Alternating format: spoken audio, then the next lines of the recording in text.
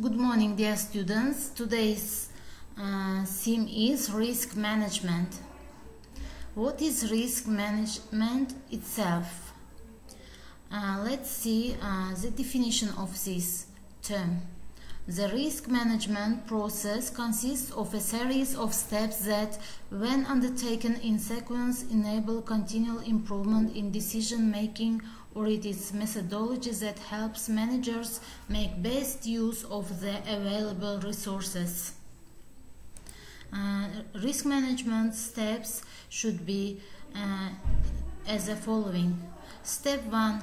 You should communicate and consult. The second step is establish the context. The third step is identify the risks. The next step is analyze the risks. The fifth one is evaluate the risks. The sixth step is treat the risks. And the last one is monitor and review.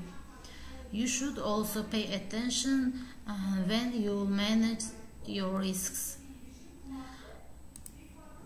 The aim of risk identification is to identify possible risks that may affect either negatively or positively the objectives of the business and the activity under analysis.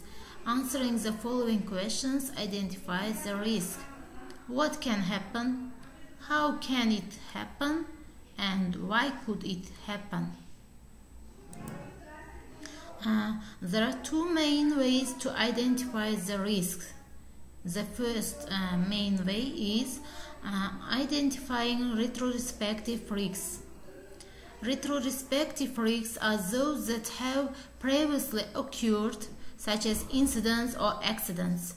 Retrospective risk identification is often the most common way to identify the risk and the easiest way. It is easier to believe something if it has happened before. It's also easier to quantify its impact and to see the damage it has caused. The second main way is identifying prospective risks. Prospective risks are often harder to identify. These are things that have not yet happened, might happen sometime in the future. Identification should include all risks, whether or not they are currently being managed. The rationale here is to record all significant risks and monitor or review the effectiveness of control. And let's move to another slide. Imagine that you have been offered a good job with a high salary. Would you accept it immediately or think over carefully? Write the reason for your decision, please. Dear participant, you should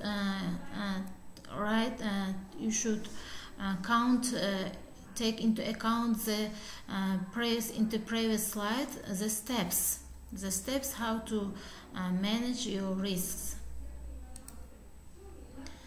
Now there is a formula of how it's communicate and conflict and monitor and review.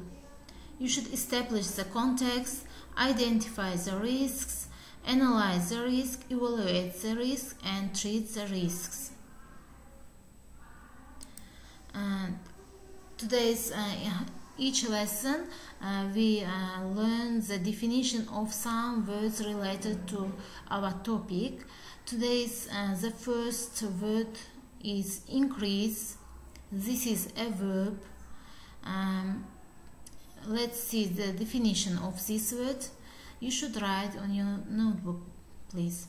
If something increases or you increase it, it becomes greater in number. We use this word in this case as a noun. Increase. If something increases or you increase it, it becomes greater in number. The next word is awareness. To know something, the definition of this word, let's see to another definition, the most complicated. To hear information about something, to know about something. You should write awareness. To hear information about something and to know about something. The next word is responsibility. Let's see the definition of this word. Responsibility, if you have a responsibility for something or someone, or if they are your responsibilities, it's your job or duty to deal with them and to take decisions relating to them. The next word is experience. Experience is knowledge or skill in a particular job or activity which you have gained because you have done the job or activity for a long time. As a result of gaining knowledge, it will be to experience. Now we use this word in most cases. Let's see this word. It will be unfamiliar for you. Nightmare. It is a very frightening dream. When you sleep, you have dreams. This is a nightmare, a very frightening dream. Terrible, horrible. Dear participants, let's move to the next activity. You should read the statements and write your opinion about them. The first statement is you should always check your motive, intention, asking questions like, is it in harmony with what you know to be right, or is it possible that greed or selfishness might be influencing you? Understanding your own intentions will help you get very clear about what you should do. Always move towards the greater good. Think of one or two of your risk-taking events and analyze them according to the tips. Decide whether your managing risk were favorable or not. So, dear students and dear participants, do you understand these statements? I read one more time. The first one, you should always check your motive, intention, and asking questions like, is it in harmony with what you know to be right, or is it possible that greed or selfishness might be influencing you? Understanding your own intentions will help you get very clear about what you should do. The next one, always move towards the greater good. Think one of two of your risk-taking events and analyze them according to the tips. Decide whether your managing risk were favorable or not. So, dear participants, let's revise to our theme. We defined the theory of today's lesson. What is the risk management process?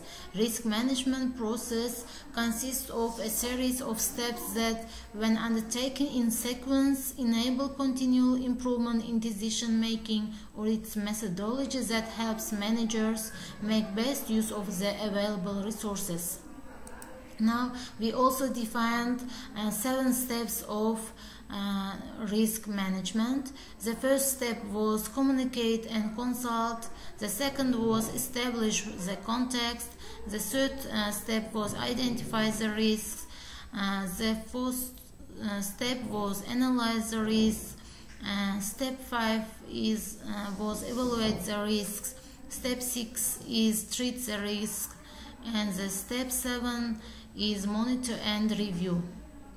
Now also we should underline the aim, the purpose of risk identification, and then we see these 2 main ways of identifying risks. The first one, identifying retrospective risks, and the second was identifying prospective risks.